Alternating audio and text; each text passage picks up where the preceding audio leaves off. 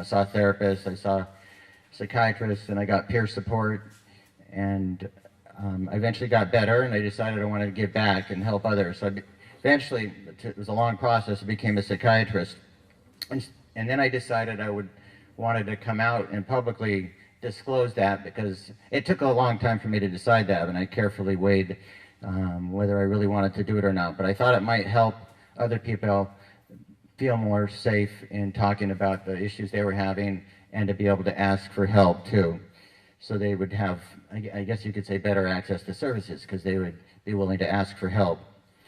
And so I started talking about this publicly in different places and different venues, to professionals, to clients, and to general community members, and it attracted some people around me, and then other people who had experience of mental illness and had recovered. And so then we started talking as a group, and we eventually formed Recovery in Action. And so now we talk a lot about the importance of something called the recovery model as opposed to the medical model, and implementing that in recovery practices and peer support, and the importance of connections and support with friends, family, and peers, and mental health professionals too.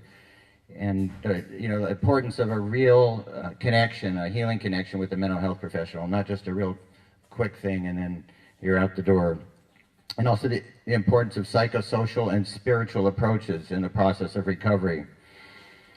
And so we're in the process of developing a peer coaching or peer specialist program in the Recovery in Action. And that's a process that's taken a little bit of time, but we're working on it.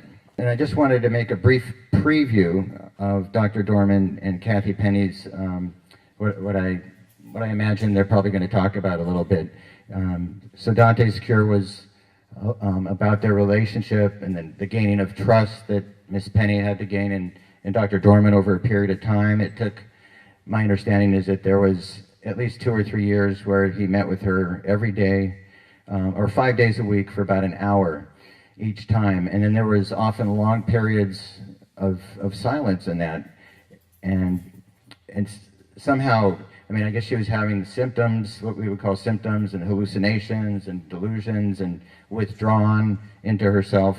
And somehow Dr. Dorman saw the person inside of her, her spirit. And maybe other people might have seen a chronic schizophrenic who was going to probably be institutionalized and on disability the rest of their life. But somehow Dr. Dorman saw a beautiful person inside. But you couldn't tell from the outside in the beginning. But what I'm guessing that he did is he reached deep inside of himself and found a place inside of her that he was able to call out of her. And they're going to tell you a lot more about how that worked than I ever could. And so my hope is that we can get the word out about this, and that somehow this, what seems like an extraordinary experience to me, can become a more common one. And then also, Dr. Dorman is probably going to talk somewhat about the model he uses on the origins of mental illness, because the prevailing model, the predominant explanation for the origins of mental illness is a medical model, that it's originating from neurotransmitters and synapses, and he uses a more of a psychological and developmental model, and the dynamics of what the patterns that have happened in an individual's life that can create symptoms. And the medical model is about reducing the symptoms, which, if they're extreme, can be helpful. But what about the original cause of the symptoms that's leading to the symptoms, and dealing with that? And so I think Dr. Dorman will comment on that.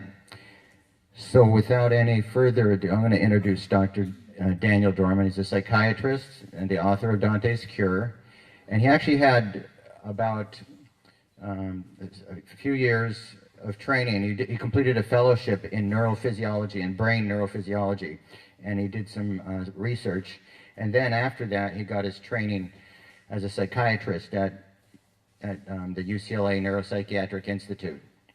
He was also on the faculty at UCLA. He was an assistant clinical professor of psychiatry, where he trained psychiatric residents in psychotherapy. And he's had training in psychoanalysis, and he's been practicing psychotherapy in the Los Angeles County area for about 38 years.